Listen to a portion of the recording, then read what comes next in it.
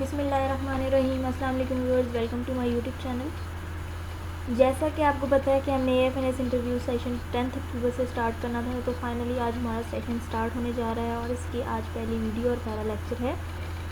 और सबसे पहले आपको इसमें ड्रेसिंग के बारे में बताया जाएगा, क्योंकि ड्रेसिंग वो पहली चीज़ है जो आप अपने इंटरव्यू के लिए जब तैयार होते हैं तो आप अपनी ड्रेसिंग रखते हैं। एक आपका जो हुलिया होता है वो इंटरव्यूअर को जो है वो उस पर असरअंदाज होता है। उसको जो है वो या तो वो आपको देख के वो थोड़ा इम्प्रेस हो जाएगा कि चलो किसी को ड्रेसिंग सेंस है, या तो फिर जो है वो ड्रेसिंग आपकी देख के लोग आपसे बात तभी करते हैं जब आपका हुलिया ठीक होता है, जब आप देखने में ठीक सोफिस्टिकेटेड लग रहे होते हैं उस टाइम।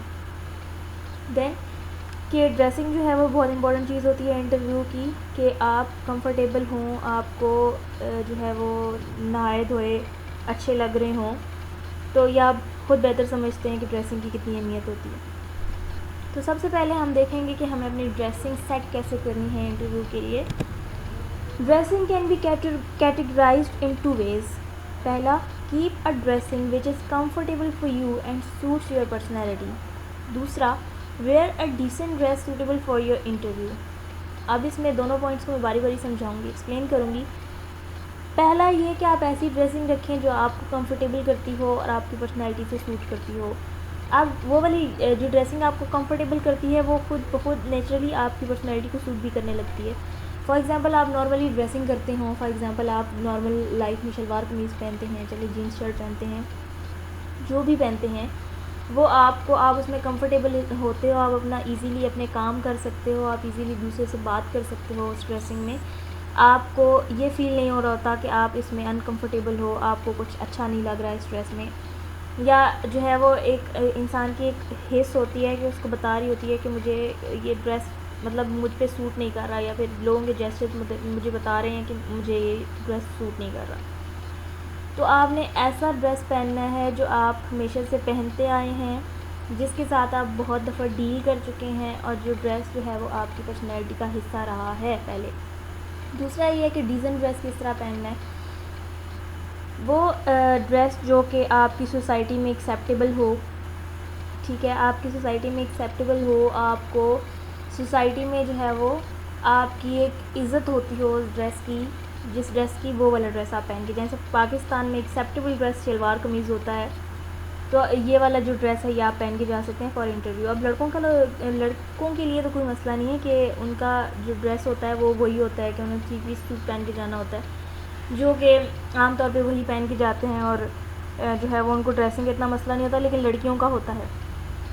तो आपने पहले 2 चीज़ें जहन में रखनी है। पहली ये कि आपने वो वाला करना है जो आपके लिए कंफर्टेबल हो, आपकी पर्सनैलिटी को सूट करता हो।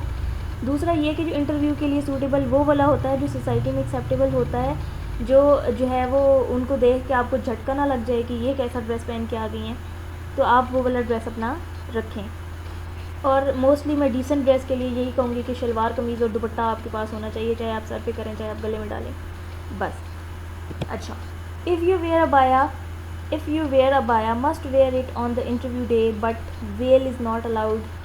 But if you want to wear it especially for your interview, it may be uncomfortable for you. पहला कि अगर आप अबाया पहनते हो तो आप मस्ट पहन के जाओ इंटरव्यू वाले दिन। आपको कोई कुछ नहीं कहेगा कि आप अबाया क्यों पहन के आई हैं। आपका अबाया आप पहनेंगे, आपका मसला ही सॉल्व हो जाएगा ड्रेसिंग का, कि नीचे आपने क्या पहना हुआ है उनको नहीं पता।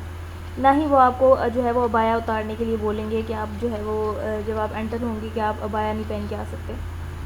तो आप अपना अबाया जो है वो करके जाएं, और अबाया को अगर आप हैंडल करती आई हैं, आपको पता है कि अबाया को कैसे कैरी करना है और कैसे इसमें जो है वो डील करना है, तो वो आपको समझ आ जाएगी। लेकिन वेल जो है वो अलाउड नहीं है, क्योंकि लास्ट टाइम एक लड़की ने वेल किया हुआ था, उससे इंटरव्यू हुआ, उसका इंटरव्यू माशाल्लाह बहुत अच्छा था, लेकिन उसका इंटरव्यू इस वजह से उन्होंने फ़ेल कर दिया, इस वजह से उसको फ़र्दर जो है वो प्रोसीड करने नहीं दिया गया, क्योंकि उसने वेल किया हुआ था और वो सर वहाँ पे जो थे उनको कह रहे थे कि वेल उतार दें, लेकिन वो वेल नहीं उतार रही थी। तो उन्होंने क्या किया कि उन्होंने उनको एक्सपेल कर दिया, उसमें से निकाल दिया, लिस्ट में से शॉर्ट लिस्ट जब हुई थी। तो आपने क्या करना है कि आपने वेल नहीं करना, और ना ही आपने वेल वहाँ पर करके जाना है, क्योंकि अगर वो उनके सामने आपको उन्होंने कहा कि आप वेल उतार दें, तो आप वेल उतारने में एकदम आपका कॉन्फिडेंस लूज़ हो जाता है, क्योंकि पहली चीज़ में आपको पॉइंट आउट कर दिया गया है, कुछ पूछने से पहले ही आपको जो है वो कहा गया है कि नहीं जी आप अपना वेल उतारें। और वेल इसलिए भी नहीं अलाउड होता क्योंकि उनको पता तो हो ना कि आप इंटरव्यू जो देने गई हैं कि जो पिक लगी हुई है आपके फॉर्म में वो आप ही हैं कि कोई और देने आ गया। उसके अलावा अगर जो लड़कियां पहले भी मैंने बताया कि पहले अबाया का हैंडल नहीं किया, अबाया नहीं पहना, तो वो कहती हैं कि इंटरव्यू वाले दिन स्पेशली पहन के जाऊँगी, इंप्रेशन अच्छा पड़ेगा। लेकिन वो तब पहन कर जाएँ आप कि आपको हर किस्म के ड्रेस से डील करने की आदत हो, हर तरह से आप जो है वो फ़ौरन से इलास्टिसिटी आप में हो कि आप फ़ौरन से उस चीज़ में ख़ुद को ढाल लेती हो, तो आप ज़रूर पहन के जाएँ। तो अबाया का मसला सॉल्व हुआ। Use hijabs which are easy to handle and you don't need to pin them again and again. ये सबसे बड़ा मसला होता है कि आप हिजाब किए जा रहे हैं जी, हिजाब की पिंस कभी खुल रही हैं, कभी इधर से खुल रही है, कभी उधर से खुल रही है। जो है आपको बात करते करते आपको बार बार अपने हिजाब की टेंशन हो रही है कि उतर ना जाए, और वो इंटरव्यूअर आपसे सवाल कर रहा है, इधर से आपको दुपट्टा गिर के नीचे आ गया जी, आपने फिर से इसको हिजाब लगाना है। तो ऐसा आपने नहीं करना, और ना ही रेती के स्टॉलर्स करके जाने हैं जिनको बार बार पिन करना पड़ता है, और ना ही वैसे जो कि हिजाब कैप के ऊपर आप किए हुए होते हैं और उसको भी बार बार पिन करने की ज़रूरत होती है। आपने क्या करना है कि कॉटन का हिजाब लेना है जो कि पॉइंटेड हिजाब होता है, बहुत अच्छा माशाल्लाह बहुत खूबसूरत लगता है। तो आपने इस तरह का कोई हिजाब लेना है, या फिर अपना जो होता है नॉर्मल आप अपना लोन का दुपट्टा होता है उस दुपट्टे को भी हिजाब बनाकर आप कर सकती हैं। और जो है if they ask about price of your outfits don't hesitate to tell them about it. अगर वो आपके कपड़ों के बारे में आपसे पूछे कि कहाँ से लिया, कौन से ब्रांड का है, ये कोट आपने बहुत अच्छा जो लिया हुआ है, ये बहुत प्यारा लग रहा है, आपने कहाँ से लिया है, कितने का लिया है, तो आपने बताना है लंडे से भी लिया ना, तो ये भी कहना सर लंडे से लिया, ठीक है। बस आपने ज़्यादा जो है वो कुछ भी ओवर स्मार्ट ओवर एफिशिएंसी दिखाने की कोई ज़रूरत नहीं कि यहाँ से लिया इस ब्रांड का है। अगर लंडे से लिया है तो बोले लंडे से लिया है सर, बात ख़त्म। आपको समझ आ गई होगी कि मैं क्या कहना चाह रही हूँ आपको। In footwears use flat shoes cause heels may be hard to deal with. अब फुटवेयर्स आप जो हैं वो आर्मी में आपको पता है कि आप जब जाते हैं ना तो वो वहाँ से आपको कभी इधर भगाते हैं कभी उधर भगाते हैं। बाकी माहौल ठीक होता है लेकिन आपको जल्दी जल्दी मूव आपको जल्दी जल्दी करना पड़ता है, और आप ये ना हो कि आप हील पहन के जा रही हूँ, जाते जाते आप रूम के दरवाजे के बाहर ही गिर जाएँ, तो क्या फ़ायदा आपकी हील्स का और आप कितने ज़्यादा वो नखरे शखरे का। तो आप ऐसा करें कि आई एम सॉरी टू से कि ये हील्स नखरे के लिए ही होती हैं, आपके फॉर्मल जहाँ पे इंटरव्यूज़ वगैरह के लिए ये चीज़ें नहीं होती हैं, आपके जो है वो फंक्शंस के लिए, फैमिली फंक्शंस के लिए होती हैं। लेकिन जब आप फॉर्मली किसी चीज़ के लिए जा रही होती हैं तो अब आपने हील्स नहीं पहननी होती, आपने फ्लैट शूज़ पहनने होते हैं ताकि आपका पाँव जो है वो ठीक रहे, आपके पाँव को जो है वो दर्द महसूस ना हो। क्योंकि आपका पाँव एक ऐसी चीज़ है कि आप अगर आपके शूज़ में ना आप कोई वो चला जाए ना, आपका शूज़ गीला भी हो जाए तो आपको जो है वो आपके ब्रेन में अजीब सी कोई बनने लग जाती है, आपको टेंशन होने लग जाती है कि ये क्या हुआ है। तो पाँव आपके कंफर्टेबल होने चाहिए। तो आपने क्या करना है कि अपने जॉगर्स ले लेने हैं अच्छे से ज़बरदस्त किस्म के, और जॉगर्स या स्नेकर्स पहन के आपने जाना है ताकि आपका पाँव महफूज भी रहे और आपका जो पाँव है वो ठीक भी रहे। लेकिन इसके अलावा अगर आपने मेडिकल के लिए जाना है तो उस दिन मैं आपको करूँगी कि आपने ओपन शूज़ पहन के जाना है। क्यों? क्योंकि आप जब शूज़ पहनते हैं तो आपकी ना जो फिंगर्स होती हैं ना, फुट फिंगर्स, वो एक दूसरे के ऊपर चढ़ी हुई होती हैं, मतलब आप निकालते हैं ना तो वो वहीं पे जमी हुई होती हैं एक जगह पे।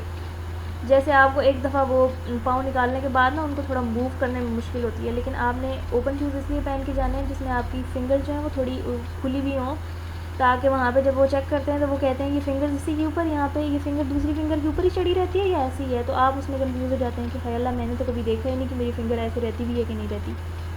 तो come back to the video कि जो है वो आपने क्या करके जाना है कि आपकी ड्रेसिंग की इससे सारे पार्ट्स कंप्लीट हो चुके हैं, जिसमें आपने फुटवेयर्स का भी मैंने आपको बता दिया कि आपने फ्लैट शूज़ पहन के जाने हैं। उसके अलावा आपने हिजाब कैसा करके जाना है, और आपने हिजाब के बारे में अगर आपके आउटफिट्स के बारे में जो सवाल किया जाता है उसमें भी आपने क्या करना है। उसके अलावा अबाया के बारे में मैंने आपको बता दिया, और ड्रेसिंग की कैटेगरीज़ के बारे में भी आपको बता दिया कि कैसी करनी चाहिए। एक फॉर्मल जो ड्रेसिंग है वो सोसाइटी के लिए एक्सेप्टेबल है और फॉर्मली भी एक्सेप्टेबल है। कि आप किसी जो है वो फॉर्मल मीटिंग में जाते हैं, for example you are an office employee, तो आपको कैसी ड्रेसिंग करके जानी चाहिए।